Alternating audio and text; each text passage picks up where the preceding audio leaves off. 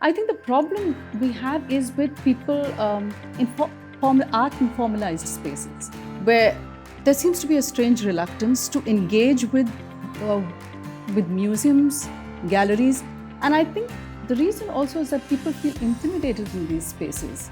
So I think it's important for institutions, for organizations to be looking at how do we go out? How do we take art out to people? And I think that's where the idea of art in public spaces become relevant.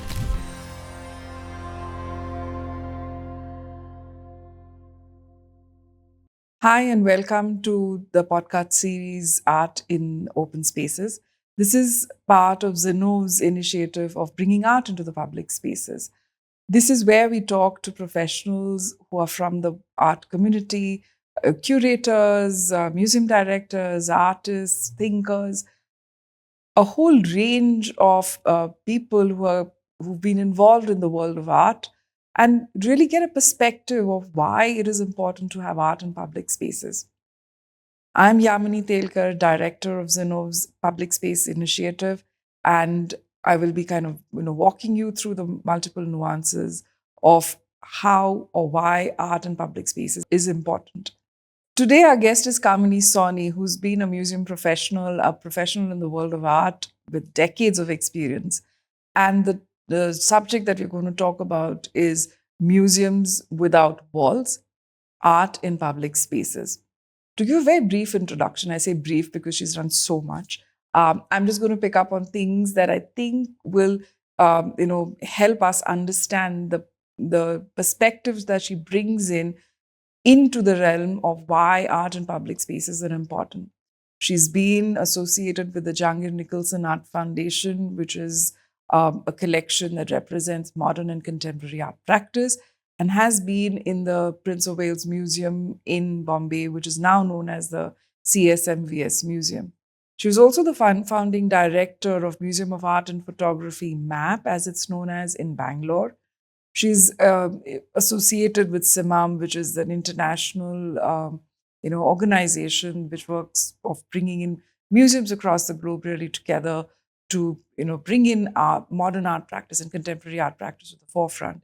And her continued engagement in how do you bring in art into the larger domain and not restricted within the art ecosystem. So we look forward to a fantastic conversation with Kamini. Welcome, and thank you for sparing your time, to talk about a subject of which you both are very passionate about. I really want to take you back to your Jahangir Nicholson Art Foundation days because it was one of the earlier, foundations that was kind of bringing out art to a larger audience. And I would like to know what were the challenges because most of the time people think, oh, it's art, and you just kind of put up shows and it's like a breeze. But I would like to know from you what was something that was so challenging to work with a pre existing collection and something that kind of, when you look back today, you get excited or you feel happy that, oh, I did this. So, you know, Thanks, Yamini. It's wonderful to be here and having this conversation with you. The Jahangir Nicholson collection was really a jewel of a collection of modern Indian art. And it was put together by Nicholson, a collector who began collecting in the late 1950s. And then over 5 decades, he built up this amazing collection. And he collected at a time when artists were really struggling to survive. And so he played this important role as well of patronage, so that you help build up the art ecosystem. And when he died, he really wanted the collection to be in the public realm. And so the trustees of his estate entered into this agreement with the CSMVS. And you had one of the best examples of private-public partnership because the foundation got a space to display its collection, and the museum actually got a modern and contemporary art wing, and also an introduction into audiences who patronized modern and contemporary art, but not necessarily the rest of the museum. And here they were then interacting with the rest of the collection. When I joined and I was looking at how do we get this out to the public, how do we make it exciting? So we said, let's do rotating exhibitions, so that you're able to share the range of the collection, but you also keep people coming back. And it was not just gallery hangs. These were really well thought out, well researched scholarly shows that were museum level shows.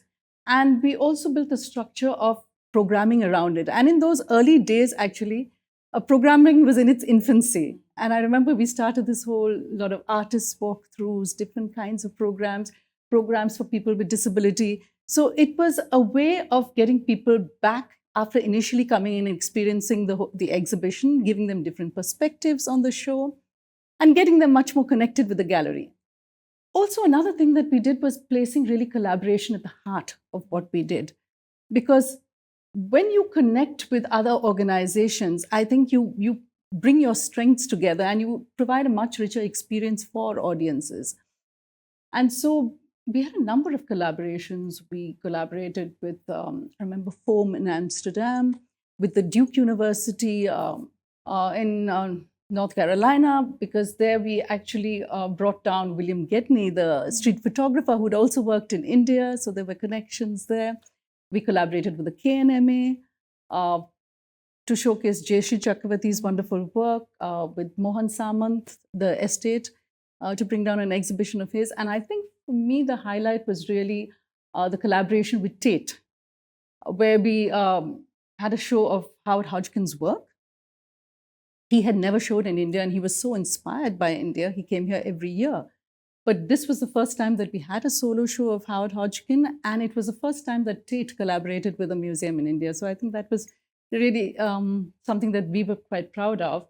I think one of the primary challenges was you had a very definitive collection. It was a collection that reflected a certain period in time, especially. It was also personal. Exactly. It was a very, yes, it was a personal vision, and it focused on the progressives. The strength, I think, was that it looked at artists and their growth and how they evolved through their artistic practice. But then it was also limited in the sense of how would you connect with what was happening in the contemporary art space. And that was when we had to evolve a whole lot of strategies to see that we stayed relevant to what was happening in the art world. I think those were some of the challenges that we had. Yeah, absolutely. I remember some of the exhibitions that were mounted, and I was always amazed at the amount of detailing that went into presenting. Because I think you touched on an important point, saying that how do you make a person's personal vision, kind of address a larger audience, and especially his vision to take it out to the public. So it's like, taking it from something that was so personal into the larger domain and making people come in, like drawing them in. So that was, very interesting, because it's always about how do you reach out to a larger audience. And I think that was a very important, aspect of that role.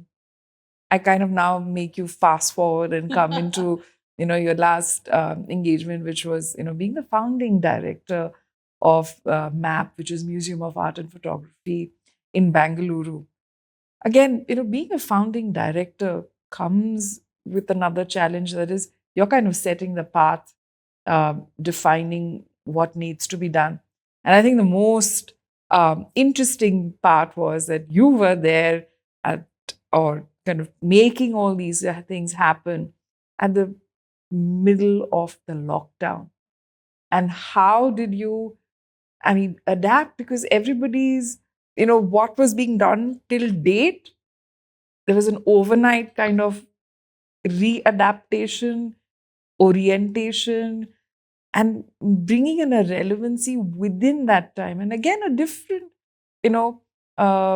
need of art to be more relevant. I think definitely would love to hear about that experience. You're taking me back to that time when when we were actually hit by the pandemic, and everyone was sort of paralyzed, because here you were so focused on the opening of a physical space, and then you had this lockdown, and we were all struggling within the first 2 months.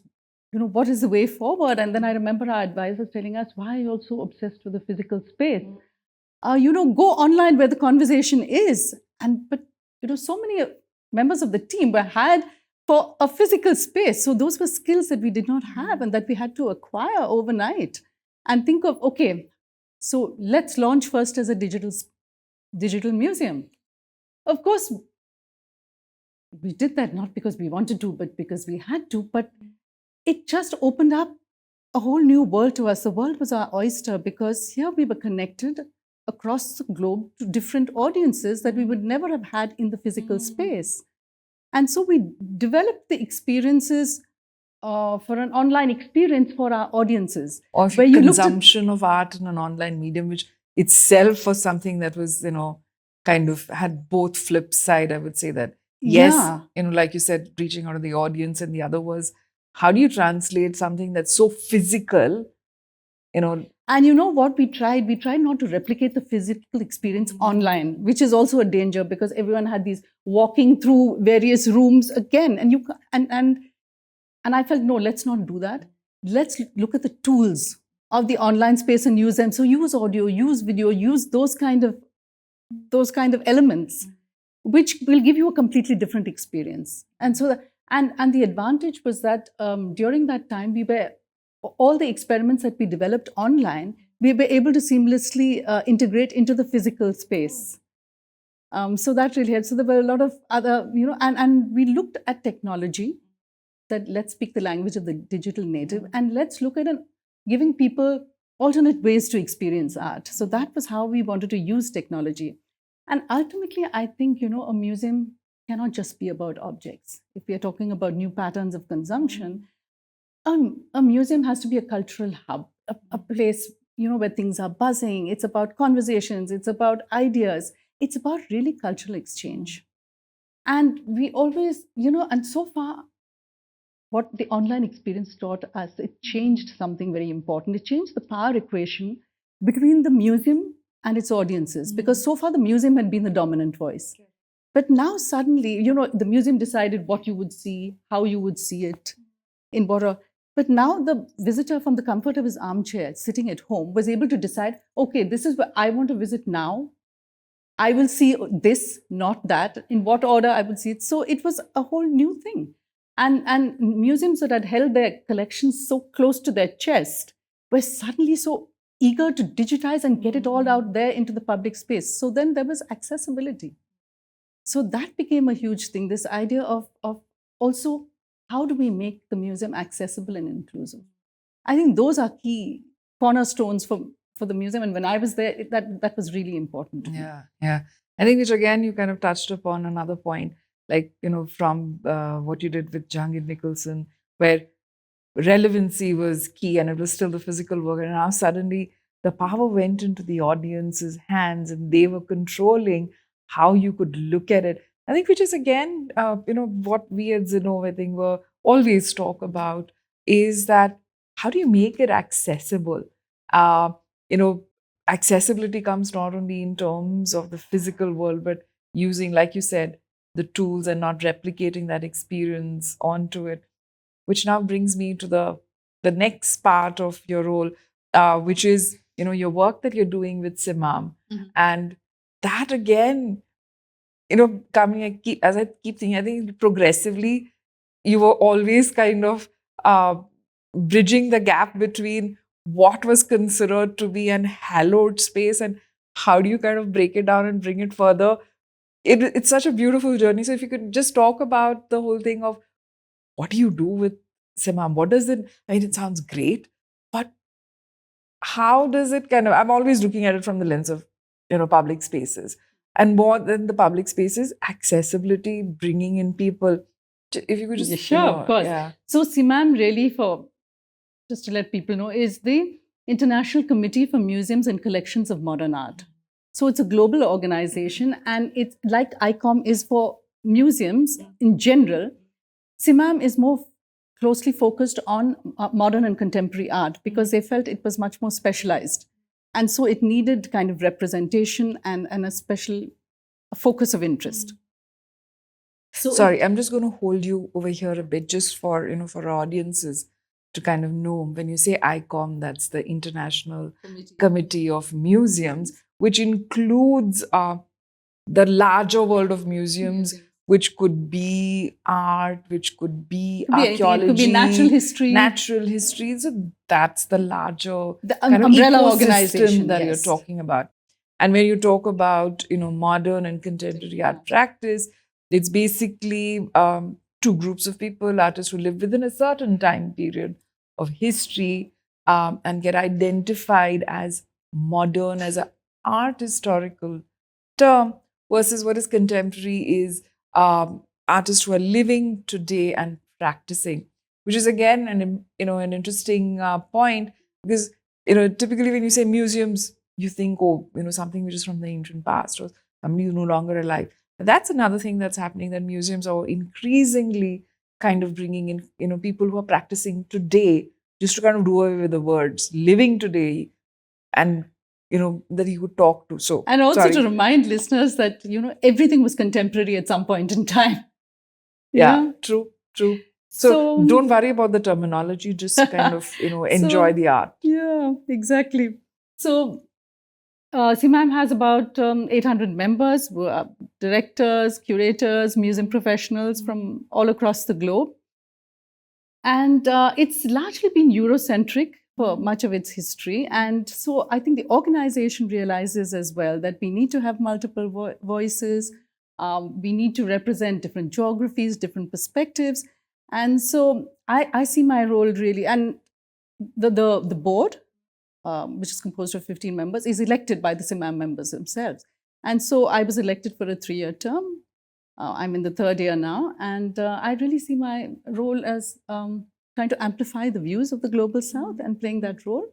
So CMAM has various committees that carry out the work that it has. For example, we have Museum Watch now, which is keeping a check on what's happening across the world, politically, socially, culturally.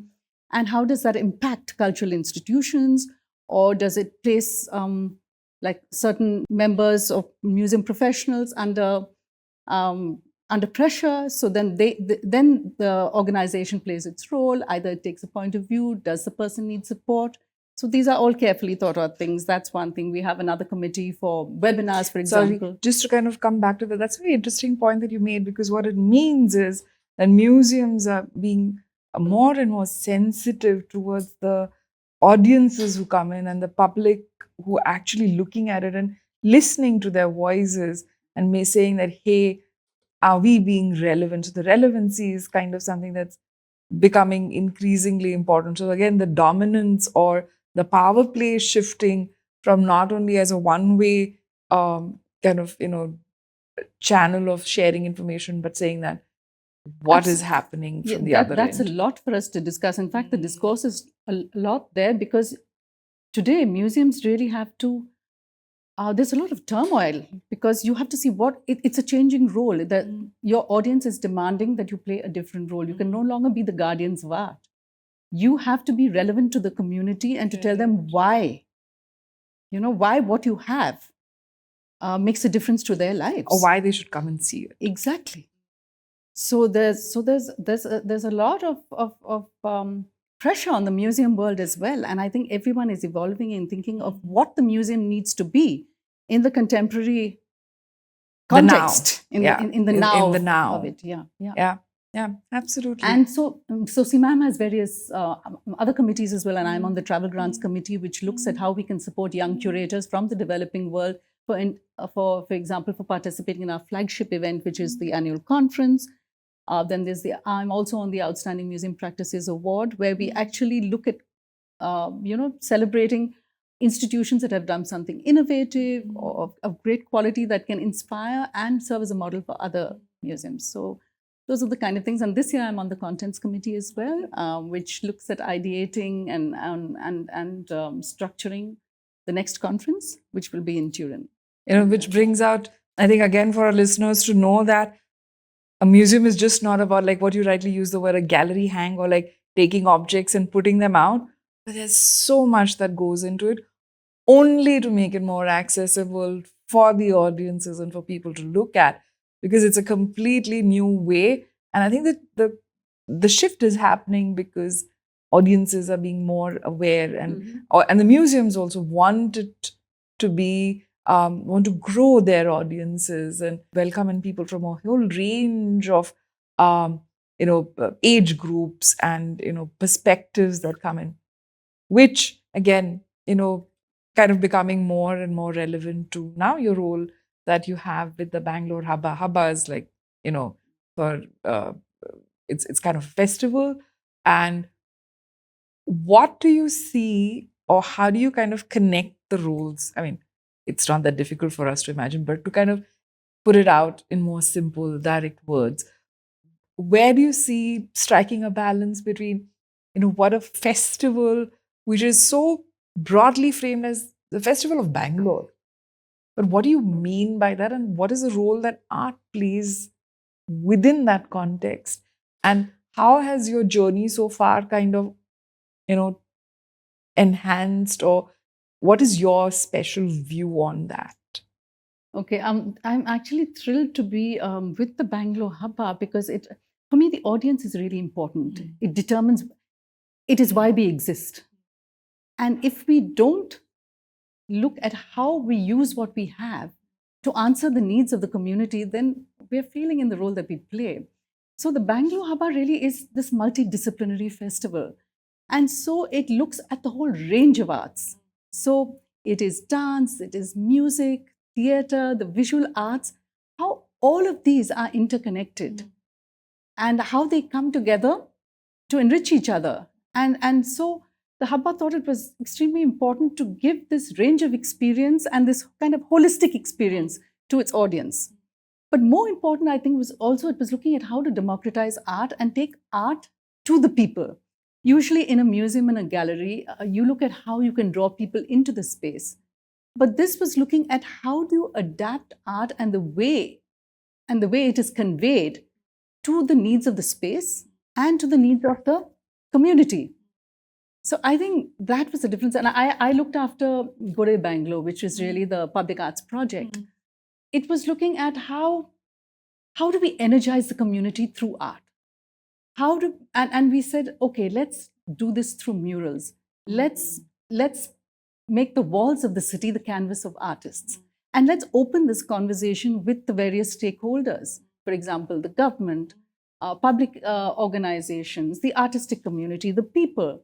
And so that's why we collaborated with the BMRCL so that we could look at public spaces. And so the murals actually, a majority of them were created on the metro walls. These are the spaces that people use all the time. They're coming in and out, and then you experience art there as well. So that's how you kind of bring art into their daily lives. Exactly. Without them knowing what they're going to face. That's always very interesting to kind of have that element of surprise.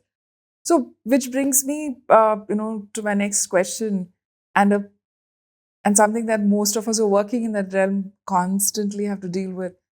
How do you deal with the processes, that are involved in bringing art into public space? Again, which kind of, is sometimes people think, oh, you just have to paint it, what's it? But please enlighten us on your experience of bringing in these murals into the metro stations and, make and kind of bringing in life. But what does it take to bring it out over there? Every initiative has its challenges. So the normal challenges I won't stress on because they are part of everyone's work life. But I think there are 2 or 3 that I think are important, which is you have limitations of the kind of messaging that you can do because you really need to be sharp and focused. Because this is not a space for quiet reflection. You're actually fighting for eyeballs. With a whole lot of other things besides traffic, besides conversations, besides vendors, all sorts of things. So I think sharp, clear, and direct, this is not the place, or it is a challenge to have multi-layered narratives. Yeah. And I also think you need to be careful about what you say and how you say it, because you really are in the public space and in an era of hypersensitivity. You need to be careful of whose sensibilities you are offending, so really careful about what you say and how you say it. And finally, I think it's also about when you go into the public space, you're dealing, most public space, at least in India, is the domain of the government. So there's bureaucracy, there is administration problems that you have to deal with. Having said that, I must say that the experience that we had with the BMRCL was really a wonderful experience. But that cannot be said all the time for government. My previous experiences with government have been quite challenging. So, but these are all things that you have to find solutions for. So, if I can just sum it up, what you're trying to say is that it's basically what I'm trying to kind of get from your conversation is that you're saying that when you're talking about art in the public domain, there's a slight difference in the way artists need to kind of think, or they, I think, naturally end up thinking, is because as opposed to a gallery where somebody's making a conscious choice of going and seeing something, here it's not under their control, and it has to have a larger demographic, larger sensibilities that kind of come into play while you're talking about that. So it's not as simple as taking and work from a studio practice, unless it happens to be addressing these particular things and kind of putting it out there. So there's that differentiation that kind of happens when you speak about bringing art into the public. In a gallery, it's a much more personalized experience. An artist says, this is a work I'm creating, like it or not. When you go into the public space, you are starting a conversation with people. Correct. And it's not a monologue. It has to be a dialogue. Correct. Absolutely. So now, then tell us which is your favorite work in the public space. Ideally, if it is something in Bangalore or anywhere in the world is also good. That's like asking a mother which is her favorite son. And there are so many works that I think have been really impactful. Let's contextualize. I will answer the question. I will answer that question because to me, one of the most powerful works that I saw in the public space really was Shilpa Gupta's I Live Under Your Sky Too. This was a work that was a light installation, and the lights actually lit up this piece of text. It was installed first, I remember, in Bandra, which is a suburb of Bombay. And Shilpa's work really investigates this whole idea of perceived borders and this tension between the local and the migrant, or the national and the migrant, and this sort of othering in urban spaces. And this work, I think, called on people to celebrate our pluralism, our diversity, and the fact that we all live, breathe, eat, work under the same sky. Yeah, I think that's quite a powerful work. So audiences, please go ahead, look it up, see, and enjoy the work. Now, my last question to you, Kamini. There has been a lot of conversation that's been taking place around this idea of bringing art into public spaces, where you mentioned, on the metro lines, or when you have the Bangalore Hubba that's happening, or even museums, which we kind of think as an institution and a closed door space, is now increasingly, looking at audience engagement and making it more broad based. What do you see the future of the whole concept of art in public spaces? Because if you look at it, we've had a trajectory of art in public spaces through centuries, but let's not look at that. But what we've been emphasizing on the now, and then what do you see it, kind of evolving into, or what is your aspirations for art in public spaces? It could be any of the two that you pick and choose. I will look at the past because it explains some of the behavior of the now. For example, art in public spaces is not a new concept for us because it's been in temples. People go to temples, they see the images there, our festivals. So you have Ganesh, you have Durga Puja. So these are all actually beautifully curated works of art, and it's a whole rituals. So you have people participate. You have Ram Leela, you have all these kinds of the puppetry show, all nighters. So these are experiences that people have had in their spaces where they come.